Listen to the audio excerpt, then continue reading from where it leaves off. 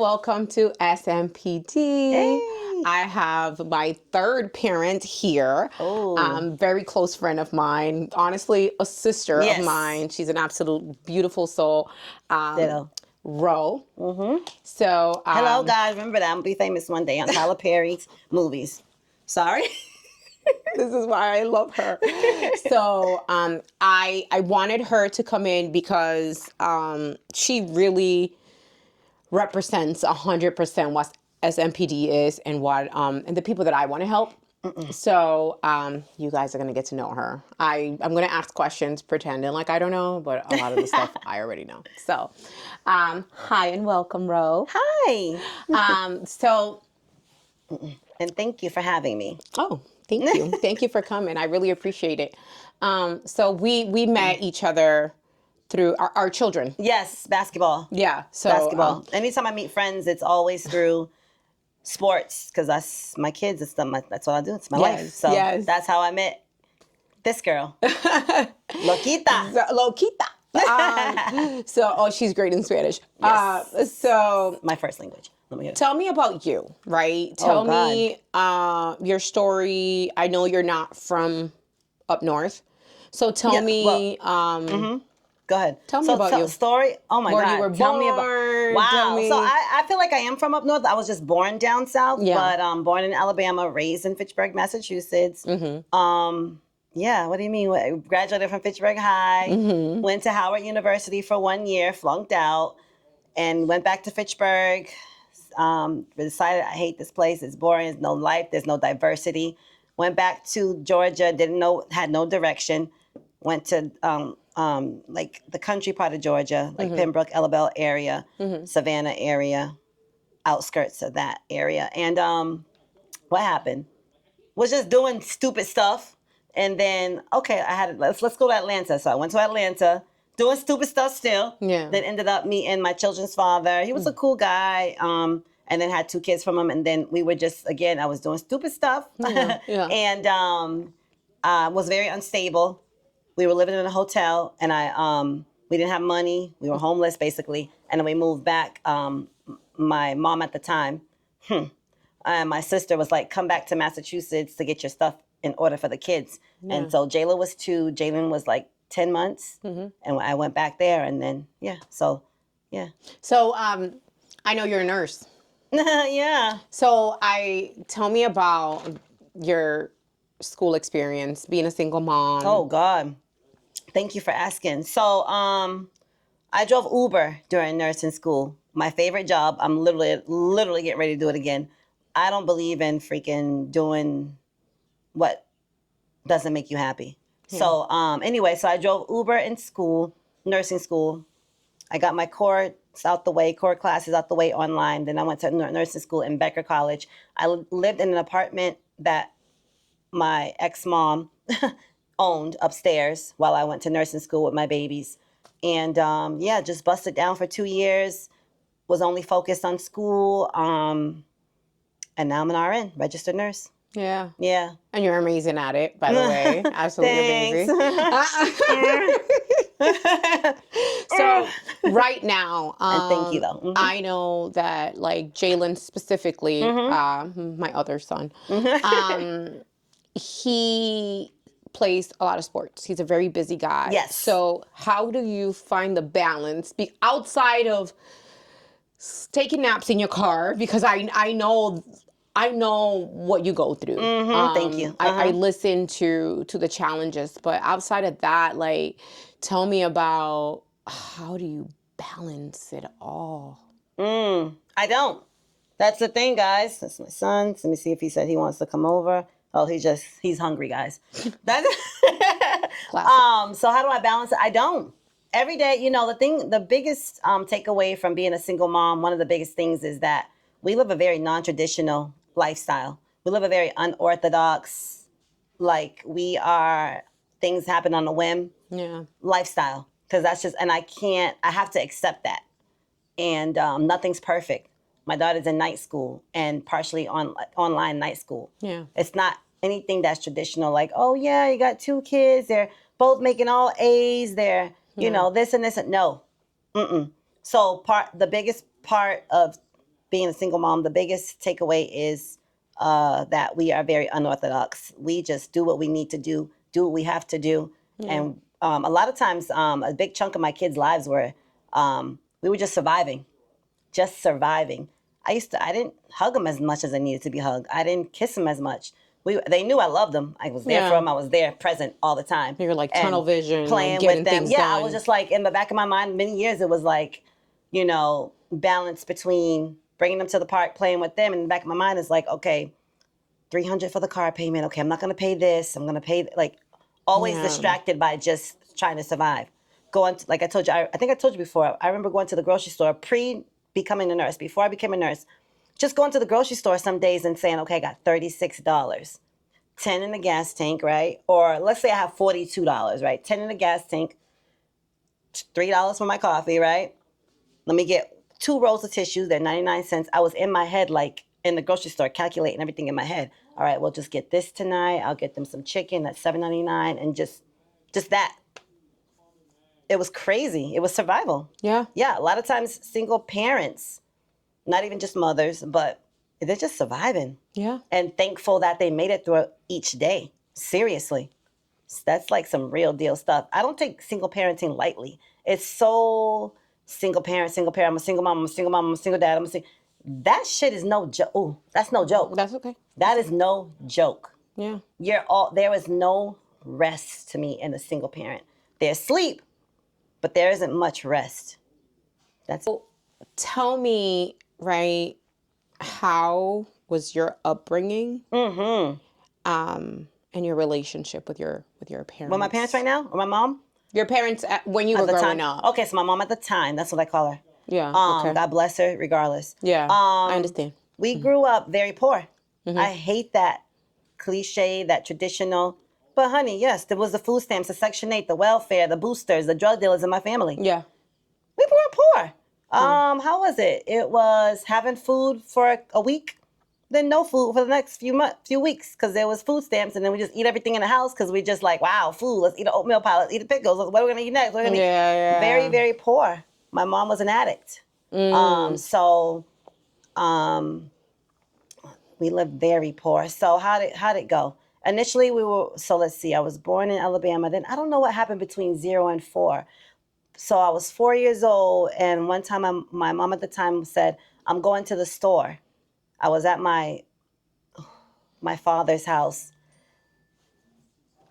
with my grandma, and she never came back. I guess she went to Massachusetts. And let's see, where am I going with this? I guess to get clean, I guess. So I was with them. Then I was with my aunties. Then I was with my uncle, my mom's brother, and his wife. God bless her. I love her to death. Motherly duties call. Yeah, sorry, everybody. That's okay. Don't worry about it. So anyway, I'm in Alabama 4 to 5. My sister wasn't with me for a little bit. I think she was in Boston with my mom. And then we meet up at my uncle's house with his wife. They took us in they were teachers. And anyway, they took us in maybe, I would say, for like a year, I think, when my mom got clean or was trying to get clean. Okay. And it was very strict. They were very regimented. We went to church all week. I loved it, though. I love what it gave me. Went to church all week. We woke up very early because my auntie had to do 3 heads. Yeah. Her daughter and me and my sister. She had to do our hair. Because your mom. My mom wasn't there. My mom was in Massachusetts or something. So they took us in. Gotcha. We got taken in so many times for so many people. Throughout our lives. So family members. Yeah. Thank God we never had to go into the system. That is really good for sure. Absolutely. I thank God for my family. So it's Aunt Nat and Uncle Edward when they were married at the time. And so we were there for a while. Next thing you know, we're back in Boston, me and my sister. And I think we were with my mom, and then we were all living in one roof in Boston on Blue Hill Avenue with my Aunt Mildred and her kids and my mom and my sister. We were all like together. Yeah. So we lived there for a short time. That was great. I just loved to be around my cousins. Were you able to talk to your mom? She was there during that. Oh, she was. Yeah. So okay. so after Alabama, she picked us up. We we took a road trip back to Massachusetts. And we were with my mom's cut. We were with family again. And we all lived together. And then we were in Boston. Then from there, we went to Fitchburg. I think that's how it went. And then we lived all together under another roof with my auntie, her husband, her Dina, James, Willie, Roman. So 4 kids, her sister-in-law, her kid. It was so many people. And that's why I just feel like I love family. I was just so used to it. We were all together. So, and then after that, we moved probably, I think, if I'm saying this in the chronological order that it's supposed to be in, but I don't know if I am. Okay. Then we moved to like Fitchburg in our own apartment. Okay. And then it was just like straight poverty. My mom was working at this place called Workaday. It's like an temp agency. Okay. Anybody can work. It's like factory work for hours. And so I think the rent was like only like, whatever it was, $500, whatever it was. And then, so then we moved from that area of Fitchburg to the area called Claygon. And then my mom promised us, this is when she was getting Section 8. She must have got her Section 8 voucher. Boom. She's happy. You guys are going to get money every 2 weeks. I'm going to let you guys go shopping. Blah, blah, blah, blah, blah, blah. Section 8 enabled her to get deeper into her addiction. We didn't see any of that money. That was the rawest. That was when it started. That was the 90s. We were in Claygon. It was the hood. Oh, wow. She got deep into it. I was 11, 12, 13. I don't even know. We were living in this apartment complex called Hilltop. That's the hood. And my mom they were just in the room doing drugs the whole time. My house was smoky. My clothes smelled smoky. Everything smelled like cigarettes. My mom's in and out, as all these people in and out of my house, strangers in and out of my house all the time. Wow. Tupac blasting 90s, because he was her husband, her boyfriend at the time. He was blasting Tupac, 11, 12, 1 in the morning. I'm trying to get to sleep, go to school. Wow. And straight poverty. We didn't have anything. We had to go to the neighborhood center for Cheerios, butter, peanut butter. We had government butter, government peanut butter, Cheerios. Government cheese. Government cheese. I'm telling you. And we didn't have much in the refrigerator because Section 8 enabled her to dive deeper into her addiction. If you're paying $14 a month for rent, what is your incentive to get up and what is your motive? What is your purpose in life? You don't even have to. If you're paying $15 a rent or $75 a rent a month, you're golden. So it enabled her to. So I've seen you parent, and you and I parent very similar, and I admire the way you are, where you show so much love to your kids, even when they don't want, when they don't want it, right? Yeah. That's just how they are when they're a teenager. But like, you show them so much love, not just through affection, but through your actions as well. Do you feel like the way you grew up forced you to do the opposite? Like, is that something that you constantly have in your mind, where you're like, I have to do the opposite of what my mom? How we grew up, yeah. So when we were in, we were in that little place, and I think I was embarking into my high school career, and I was like, I started becoming focused. I'm like, I gotta get out of here. I know high school's when it counts. Yeah. So I just was doing my homework all the time. I didn't care what was going on. I was just focused on academics. Yeah. I wasn't pushed to do sports. I wish I would have pushed myself more to do sports. I did a little basketball here and there, but nothing serious. I can't tell now, man, because look a 2 mess, kids y'all. wear. Like, That's her. what? Stop. Like, you Stop. look amazing. Thank Cut it you out. so much. Thank you. I appreciate that. But She got a 6-pack, y'all. No, I don't. Not right now with this She caramel lying. She lying. macchiato. She with lying, all this y'all. sugar, y'all. Go ahead, I got don't it for free too. Here for me at Starbucks. Anyway, so the question, I was like, I gotta get out of here. I was going to school. Everyone's like, do you smoke cigarettes? I'm like, no, I don't smoke. You iron your clothes. I would iron my wet clothes. We would hang our clothes up to dry. Iron them, and it smells just like cigarettes. Wow. You understand? Like, imagine. So you remember that. Like, that's like engraved in your mind. Yeah. That's crazy. We didn't have much. We didn't have much at all. And but I'll tell you this. I don't regret it all. I don't regret anything, because it made me who I am. That's so cliche. But let me tell you something. It makes me grateful for everything. It makes me grateful for everything. And my sister and I were talking about this. We were like, we're talking about our kids and all that. And it's like, why is it that when you have less, you appreciate things more? When you grow up with less, or when you experience less in life, you appreciate things more. I don't regret any of it. I'm thankful.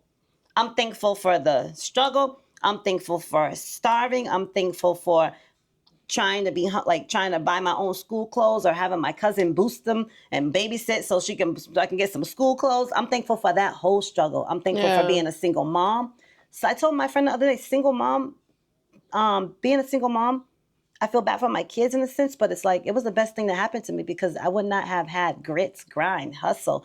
I wouldn't have been able to find myself if I wasn't a single parent. I know what I want. I know who I am. And I don't need none of y'all ninjas. Thank you. It's like, just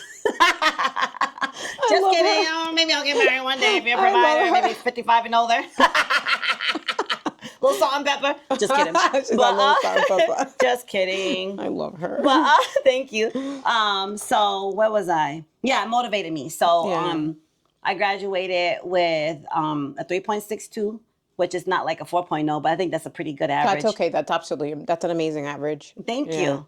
And so they offered me, I got into all the colleges I applied to. And Howard University, a black college, they gave me a lot of money. UMass Amherst gave me everything. And two of my English teacher, or whatever, law teacher, I forgot what, his name was Mr. Lawless. And he's like, why are you going to Howard versus going to UMass when UMass is giving you everything and Howard's giving you something, but not as much as not a full boat? Yeah. And I was like, I want to be like, do you see me? Yeah. I'm black, boy. Yeah. Like, I'm growing up. I'm one of 6 black people who graduated. You think I don't want to be around my people? Yeah. I didn't have no black teachers, no black doctors, no black dentists. The one police officer, brown police officer, I remember his name was Joaquin, Dominican guy. That's one. And then a couple other ones. There was Ungal. He was but he was kind of like only a little older, but he was a basketball coach and he ran the YMCA. And there was a couple of other ones when I was younger. Steve Deadweiler, a couple of other ones. Derek Bennett. So anyway. What happened when you got to college that you flunked out? So my mom was even though she was an addict, she was very strict. She had me tight.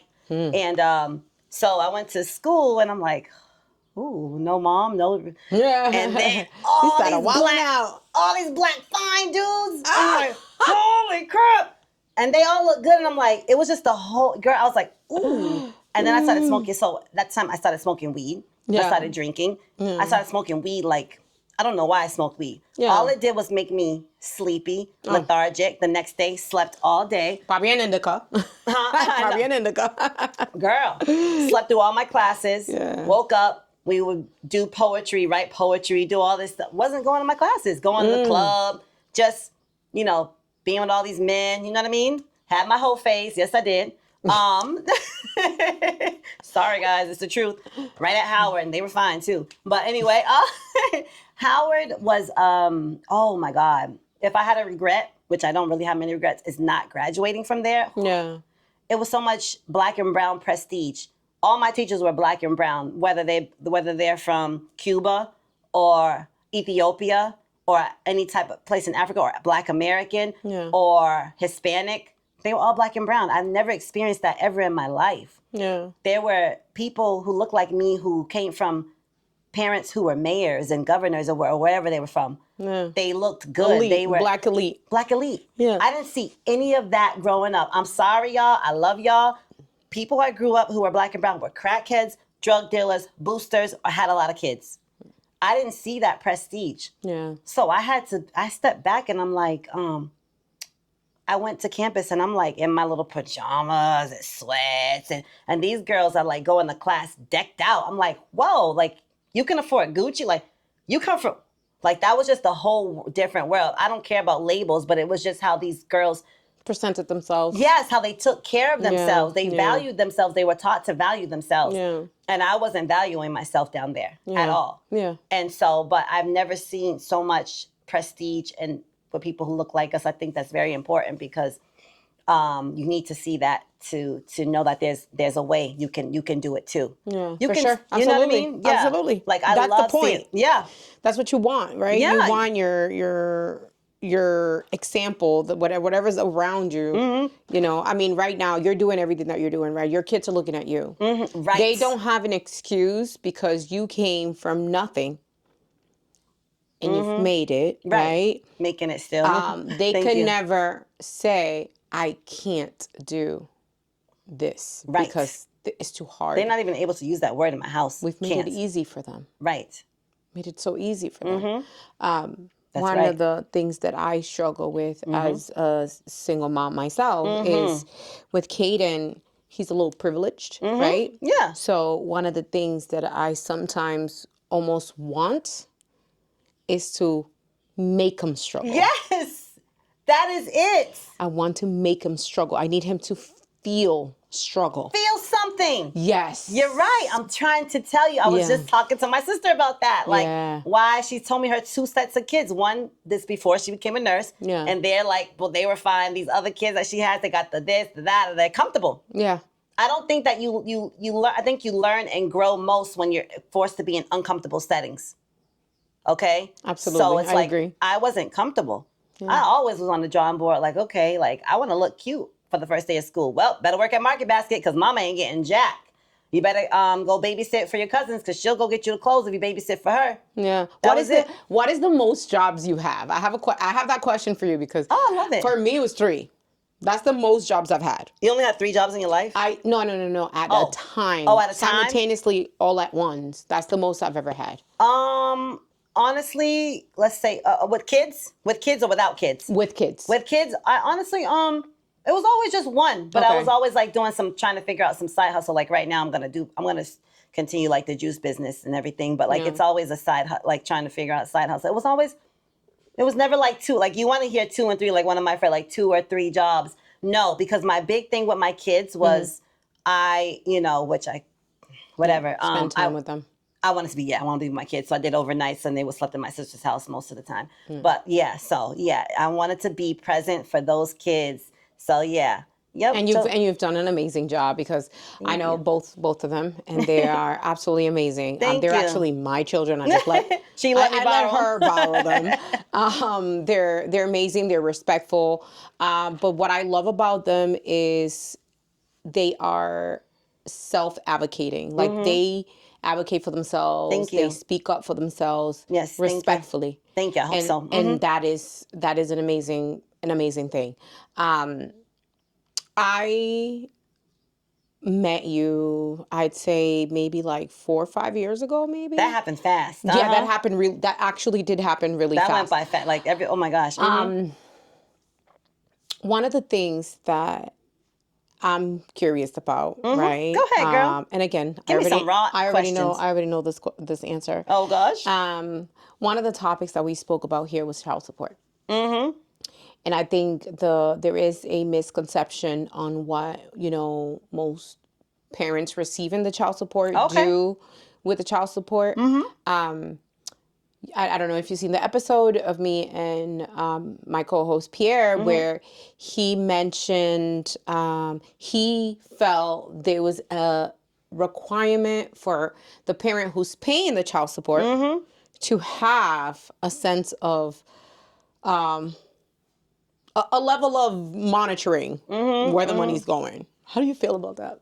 So the level of monitoring where the kids go? Where the money's going. Whatever No, money heck they're no. paying child support, like the parent who's paying child support should know where every penny is going. Honey, bye. if it's like it's case by case basis, by the way. Yeah, I It agree. depends on like Yeah. what if he has he's a non-custodial parent. So what if the custodial parent is just like some irresponsible person? Just I'm just going to Jamaica and my kids have like a bag of chips and a jar of mayonnaise in the refrigerator. So I think it's a case by case basis. So Of he does course. have a good point. But honey, let's talk about the rent. Let's talk about the insurance. Let's talk about the car payment. And it's a high car payment because I need my car to be working where we go. Yeah. So it's a car payment. It's the insurance. It's the groceries. It's the let me get $750 for AAU. Let me get $350 down payment for flag football. Let's get these sneakers and these track cleat thingies with the track With stuff. spikes. The spikes, yeah. Let's get the spikes. The spikes ain't working. There's the let's see, just everything. Everything. You want to get your driver's permit? Okay, we got this. We got the license and the hair and the teeth and the floss and everything. You're growing. The Cost clothes. money. Cost money. Yes. Cost the money. gas in the car. Yeah. The photos for Florida. Oh, we went to Florida. Why'd you go to Florida? You got football because you want to be a decent parent. Yeah. You don't even got a halfway decent parent. You don't got to be perfect. Yeah. But you want to give them a little bit of exposure. You want to help them create a well-rounded situation for themselves. And so if you're a halfway decent parent, you're going to dish out some type of cash. Absolutely. And so if it's, 100%. if it's a halfway decent custodial parent, no, it shouldn't be monitored. That lady's doing the right thing. Those kids are okay. Those kids are happy. You look at them, they're taken care of. Their teeth are white. They're getting vegetables, fresh vegetables and fruits. Like, come on. That costs money. Exactly. Oh, Jalen calls. Oh, Monday's confidently he can say, Monday's my haircut. That's not even, that's like it's like, you see that privilege in that? Mm-hmm. Oh, Monday I booked my haircut at 2:00, Mom. Yep. That's privilege. I say that's privilege. It is privilege. Okay, it's not it's not even like, Mom, will you have $40 or $50? Would you happen to have that? It's, Mom, 2:00. I booked it for 2. All right, cool, bet. That's just how it goes. So that's money. Yeah. That's money. So have you received support financially from their parent, from the kid's parent? So good question. He's 80,000+ in arrears. I can confidently say that. When I first came up, I didn't have anything. This is how it went. I was going to Mount Wachusett Community College. He sent me $30 in money order, MoneyGram, Western Union, whatever you call it. Yeah. And I went to go apply for food stamps. And they were like, how much did he give you this month? I said, $30. They said, oh, no, honey, we got to put him on child support or something because that's not a lot. So we through the government, through the TNAF, whatever you call it, we put him on child support. God bless him. I don't have any animosity. I'm not in that space anymore. Yeah. So sporadically, every 2-3 years, oh wow, we got some child support. 100 here, 100. Oh, another one. Oh, 6 months going. Oh, we getting it. Then boom, nothing for 2 or 3 years. Yeah. Yep. Then boom. Oh wow, 75. Oh, 150. Oh, 150. Oh, 120. 110. 80, 30, nothing. 3 more years go by. Oh, wow. So recently we've been getting it like clockwork for about a year. I'm like, whoa, he's getting his life together. Good for him. But still about probably 75,000, 80 in arrears. And for those women who talk about, I don't need, stop with that. They get on my nerves. Stop with that. They get on my damn nerves. I do hear it. Stop being Miss Independent. Yeah. That's corny. Yeah. At the end of the day, if you're a heterosexual woman, go ahead. It took 2. It took 2. Yeah. If you're a heterosexual woman, you probably can use a provider.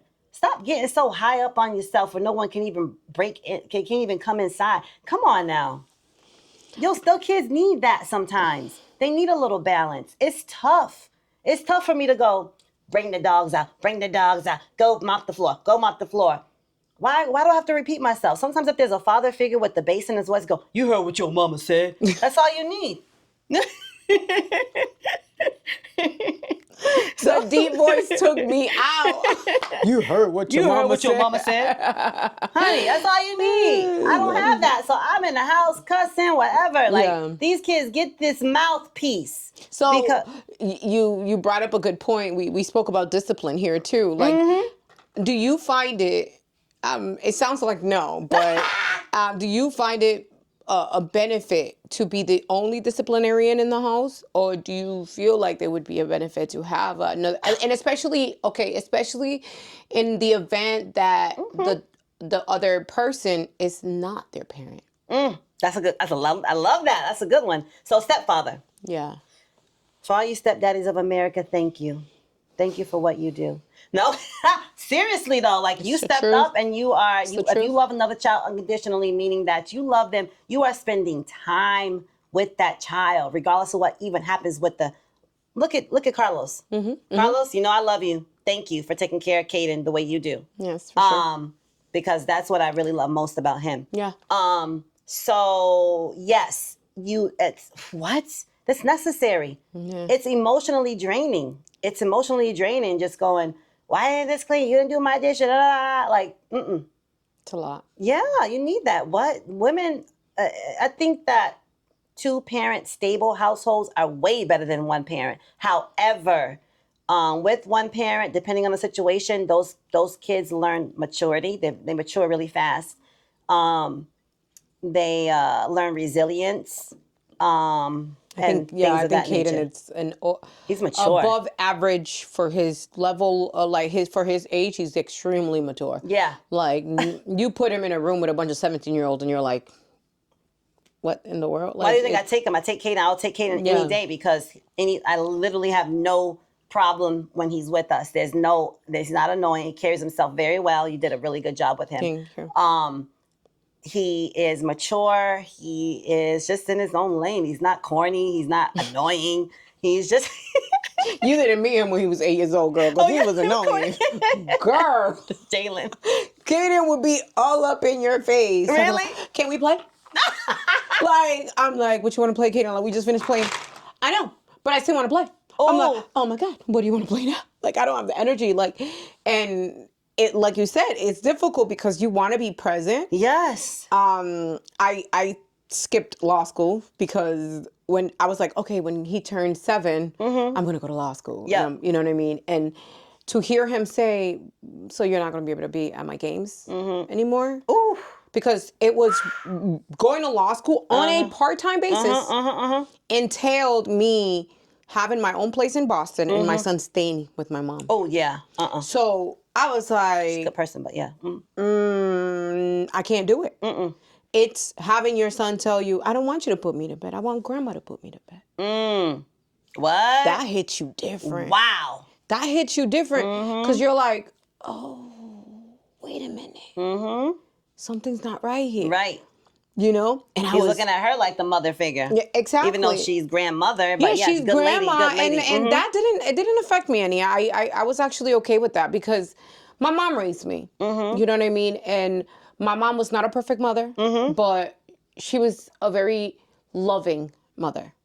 Very, very loving. I love that. And my mom, many times I saw my mom drop whatever for my brother, my sister, or I. Good. So, Good lady. She's a good lady. I will forever give her her credit. Yes. Of course, there were things that she could have done better, but no one's perfect. I don't expect perfection. Right. As a mom, you are fit.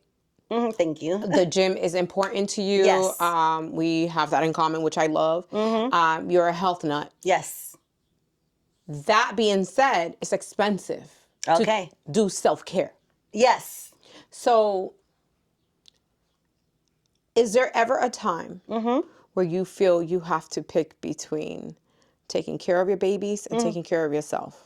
Now, as a nurse, as an established nurse. Girl, yeah. So one of the biggest things I'm learning in life at my big age is financial Balance? balance, financial just being responsible, savviness. I'm still learning that. Yeah. That wasn't part of our upbringing.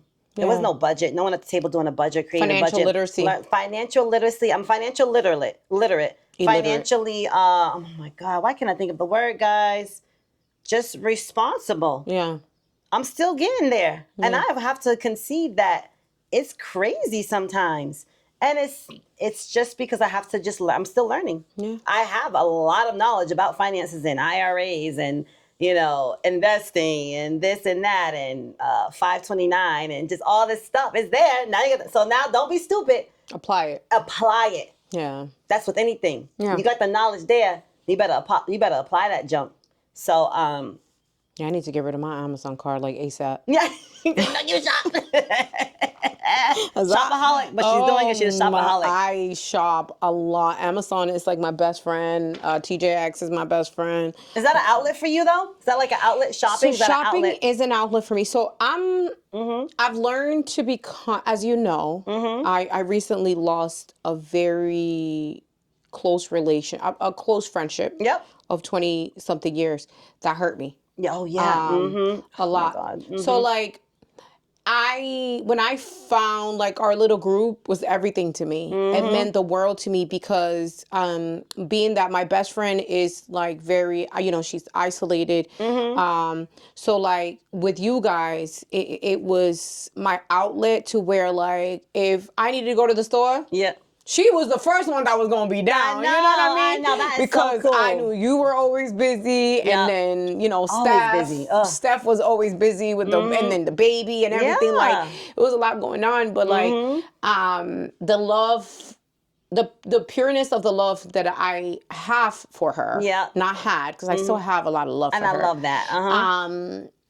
It was genuine. Like I looked forward to hanging out with her. Like cool. she was the vibe. So I think losing that, right, it brought me back to my old loner self.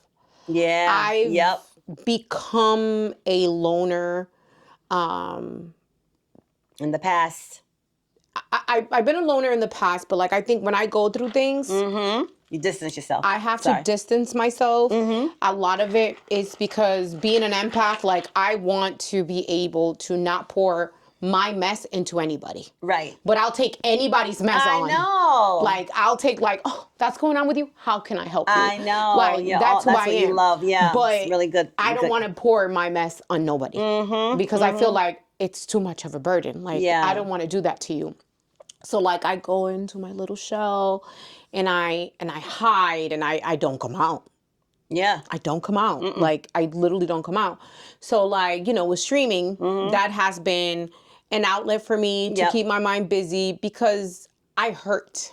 Yep. There's still pain there. Yeah. Like it isn't just, losing my marriage, it's losing a friend. It's like understanding the things that are happening, in my personal life with like we just found out like the other day that my uncle's cancer came back, right? So you're like processing that, and that is the moment when you need that person to just hold you, cradle you, and say it's gonna be okay. Yep. And you don't have it anymore. No, it's not there. Exactly. And it is the time where I could have gone to our group chat. Yep. You know and what I mean? vented a little bit. Yeah. And vented, even though I'm streaming, right?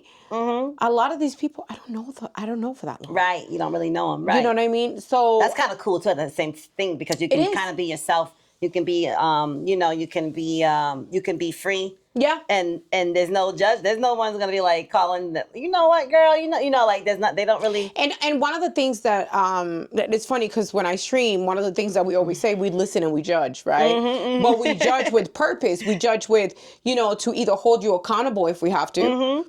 Right? Or love on you if you need to. So it's judgment, but from a very good, healthy place. I love that about our group because we listened, we judged if we had to, right? Yep. But we did it lovingly. We did it with a lot of love. Yeah. So that's true. I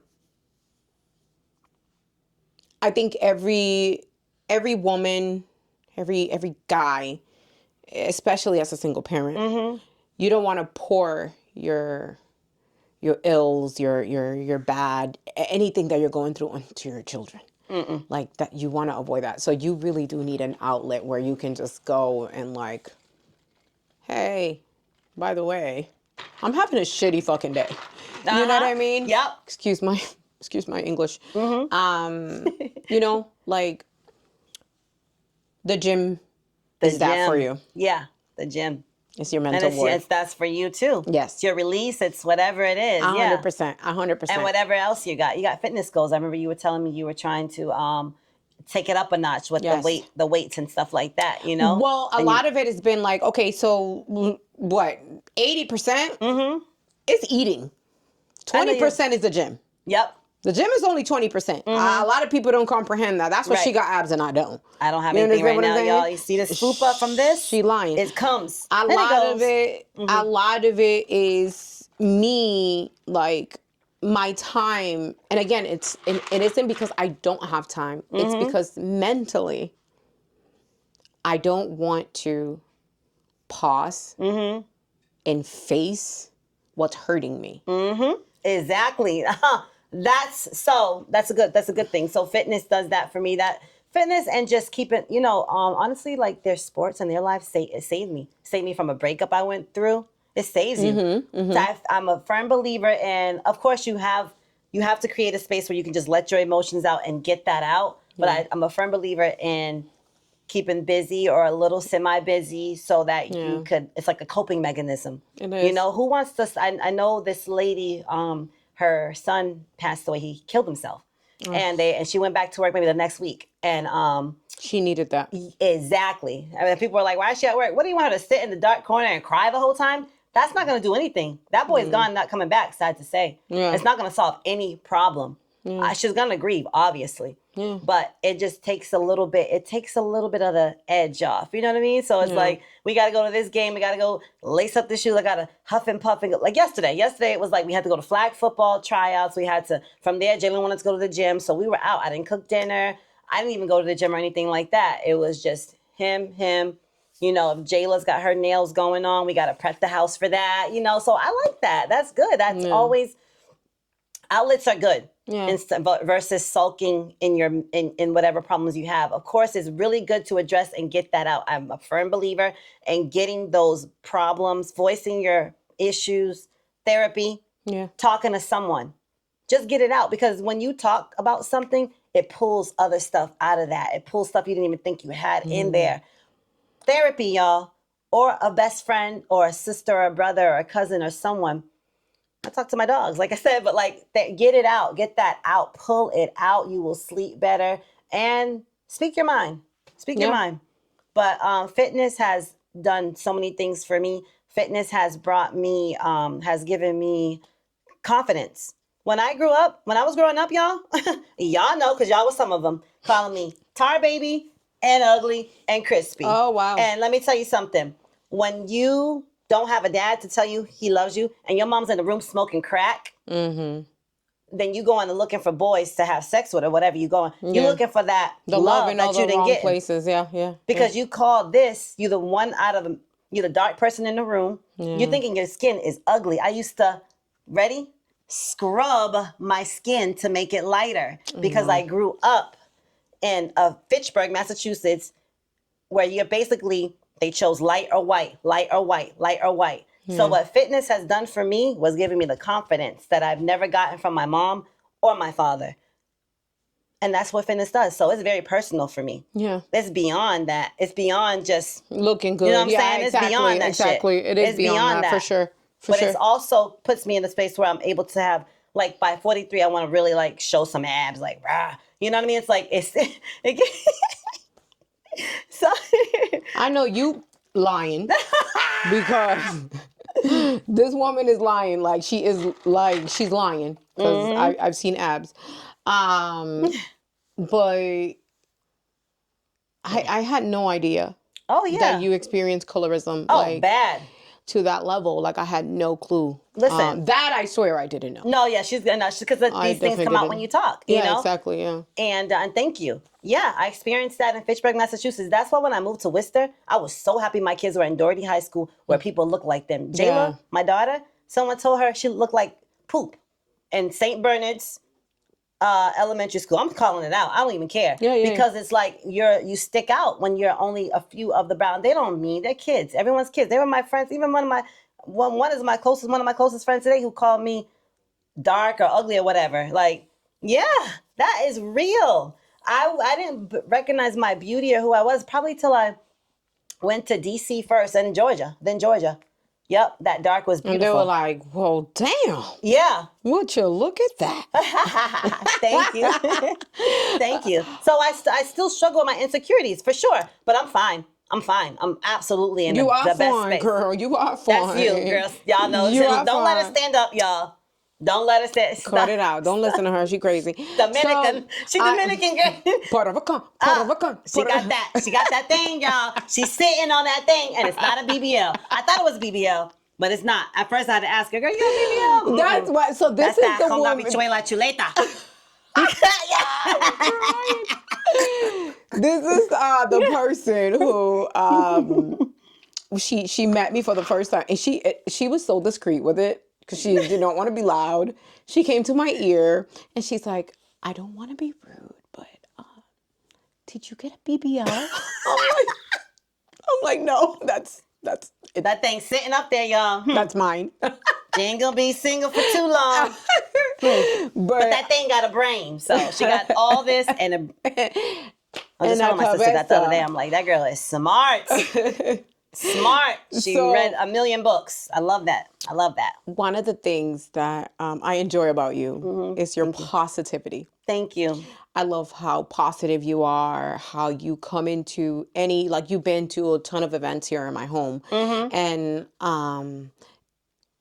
people always talk about you. Oh, and thank you. They talk about your energy and who you are as a person. Thank you. Do you feel like either of your kids have taken after you? Yeah, so Jayla, she's cool as hell. She's cool. She's just chill. She's a good girl, man. She's just a good person. Like everyone's, oh, you work overnight? You trust your kids? Yeah, I trust my kids. My kids are good kids. Yeah. They're not craving so much attention because I poured my attention into them in different ways. It may not have been as affectionate as I would have wanted to, but I give them attention all the time. So I'm not saying that they're perfect, but so she's cool. She's happy, you know, with the exception of what we go through in life, you know, our issues. But like, and then Jalen, forget it. He can be he's going through his moods, but he got my personality. He's animated. He's Marlon Wayans. I told Jayla. You guys are twins. Yes, it's my twin. And Jayla, she's funny. She's so smart. So I tell her she's like sarcastic funny. Like, yeah, she's like very intelligent funny. Yes. Like you have to listen to her and be like, yes, that's what we do. Oh, she's funny. She's hilarious. They're both very funny to me. I told her she's like Ellen DeGeneres funny. Yes. She's very intelligent. Yes. And he's more like me, falling on the floor, like Marlon Wayne's just like so vivacious goofy. And just boisterous with it. So my kids, I think they definitely took that part. Even though we go through everything what human beings go through. Of course. I'm still, like I said, I'm still learning financial, you know, I'm getting my financials in order. That's a huge piece. Like this needs to happen. I'm trying to get out of town. I'm trying to move out of this place like in 5 months or less. I'm gonna tell you that I'm trying to get out of here. So I gotta get some things in line. So so we, like I'm saying, they're pretty cool on baseline. Yeah, they took some of that from me. Like for instance, I will tell you, I'm not bragging. This coffee, her drink, for free at Starbucks. And on here, they put my favorite person. Like, I'm like, what is going on? And let me tell y'all something. And I love I'm not, that. right? And I'm not tooting my own horn, but I'm not always like this. And I would tell you, to be honest, to be a registered nurse, for me, it ain't it. I'm blessed to have the money. I'm trying to figure out how to switch careers. If anything, that's what pulls me out of positivity. That takes me out of character. Hanging up on that doctor the other day, that took me out of character. Day shift nursing, all that crap. You trying to belittle me and all that. It's not going to happen ever. So let me take my little black ASS back to night shift where I don't have to deal with y'all ignorance. Because I try to do day shift. But so nursing pulls me out of character and I do not like that. I'd rather be an actress on a Tyler Perry movie. I'd rather be a voiceover. I'd rather fitness guru. I'd rather own my own juice company. That's where I'm at. I'd rather drive for Uber, work at a comedy club, all those things. But registered nursing takes me out of character. I will tell you, oh, you don't like nursing or you went to school for? You don't gotta like what you went to school for. Yeah. I don't enjoy it. I gotta go somewhere tonight. It happens all the time. That is actually more common than, it's very rare actually, where you find someone who went to school for something and then they actually stay in that track and actually do what they went to school for. It's very rare, actually. Like the majority of the people, they shift around or they do something and you'll see their name. They have like 500 different degrees and it's because, well, I have a JD, but I didn't really want to be an attorney. I ended up, getting my master's instead because I wanted to go into business. And then they get the license in like counseling or something. Like I work with a lot of people like that. They have like several little niches titles. Yeah. And you're like, you got a PhD and you got all this stuff. And you're like, oh, did you? Right. You know? Right. Like, no, seriously. So. And it's like, and then you got people who are stuck at that miserable job for years. I'm telling you, this lady was walking. She must have been like 60 years old, a CNA, wobbling, miserable. Walk in like she can't, toppled over. No. That ain't it. You can't be stuck at a dead end job. I see it all the time. Start your own business. Figure it out. That's what I'm at the drawing board all the time. Yeah. Yeah. I Go for love the passion, patients. for I sure. love the elderly. I love dementia. I love elderly and dementia. My favorite type of people. But this career, God's gonna give me lots of more money and a career or a situation that I enjoy. Because Yeah, it takes me out of who I am. She already agreed that she was gonna pay my mortgage off if she gets rich. Hey. So when, not, She deserves- not if, when she gets deserves rich. No, I don't. She crazy. She deserves it. She'll give you everything off of her back, y'all. I would. I absolutely would. I have a very strong core belief in you get more with honey than vinegar. It's so much easier to love on people than dislike or just bring the energy to dislike people. To dislike people, like it's just so much easier. However, I do believe that if you ever are in a situation where there is a sense of toxicity from someone, stepping away from that person, because you could love on them, and no matter what, they're still going to be toxic. Like, that's just who they are. Yes. You know? So sometimes removing yourself, it's absolutely okay. Yep. Nothing wrong with that. Nope. I definitely enjoyed having you. Thank you. I think I'm going to have you back. Yeah, I'm going to interview you too. Your energy is everything. Thank you. Absolutely I appreciate everything. That. Thank you. We usually record on Sundays. Okay. So I'm gonna ask you some questions next. I'm coming back with my questions for you. You are? Because she needs to get in the seat too. This girl right here, she crazy. this is everything. She got the whole package, y'all. No, I somebody don't. get ready to scoop this girl up. Oh Whenever, God, at the time, she ain't ready right now. I ain't ready for that. But somebody, if it's, not my other bestie over there, gonna scoop her back up. But so I'm not doing the We're gonna Carlos, stop I that love right you. now. But anyway, cut. But yeah, I'm gonna interview her too, y'all. She's the whole thing. She's crazy. Smartest girl, funny, nice body, good hair, pretty teeth, Oh my good God. mom, clean. You can eat off her floor. The heck? Can cook some good rice and beans. We'll give you the shirt off her back. Offer me She is delusional. I think she's tired and she's speaking all these things. But like I said, crazy. She got that Dominican crazy stuff too. That's so you got passion. do. That's called passion. I don't call that passion is yeah. definitely When they true. say Hispanic women are crazy, I don't call it. I look at them. I'm like, that's passion. Yeah. That's passion. You're very passionate. To me, crazy is like deliberately doing some stupid stuff. Like she put rat poison in my drink. That's crazy. But when you're just like, I'm like that's like you need to go to jail type of crazy. Like, you need to go to jail type of crazy. Yeah, locked like, up. I mean, I might have, sliced a few tires in my life, but, and I say a few, but really it's only happened one time. Well deserved, by the way. Four? Was it 4 of them that you did? Or? No, I didn't do 4. How many did you do? 2? It was 1. I think it was just 1, but it was a Mercedes. How do you how do you put some slices in the like, that's gotta be like, you gotta be like a It wasn't even a slice. It was a stab. Yeah, how do you stab? Like, that's strength to stab a tire. So, I was angry. So, the circumstance was crazy because I can't believe I'm saying this on camera. Yeah, she did it. Thank God that's already over. But it was your child. Mm-hmm. I think when you put your child in a situation and your child loves on somebody, and then that person acts as if like, that's not my son, that's your effing son. And I think those words for me were like, oh shoot, because now you feel like I had this person around my son. Yeah. And that angered me. Like, I'm never gonna lie to you. I've never been so angry in my life.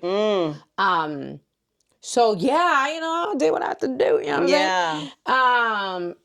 And to be honest with you, I don't take it back. Nope. You don't regret it. I don't take it back. And I think that was a lesson for me in being more careful on who I bring around my son. Yeah. Protecting that baby's energy. Yes.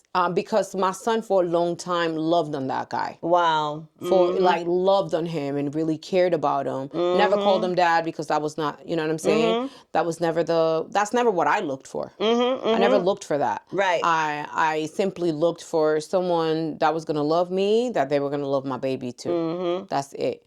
But yeah, I think Carlos has been the best thing, to be honest with you, when it comes to that. Like, I don't care if I get remarried. Carlos, that's his dad. Yep. Point blank. I love that. Like, there's nothing, nobody could ever come in between them. So, but we're gonna end because Jalen is over there blowing up her phone. And it's Sunday, y'all, so he can't get no Chick-fil-A. Let's see what he wants. So, Leah called me. Thank you all for watching, and I'll see you guys next time. Bye.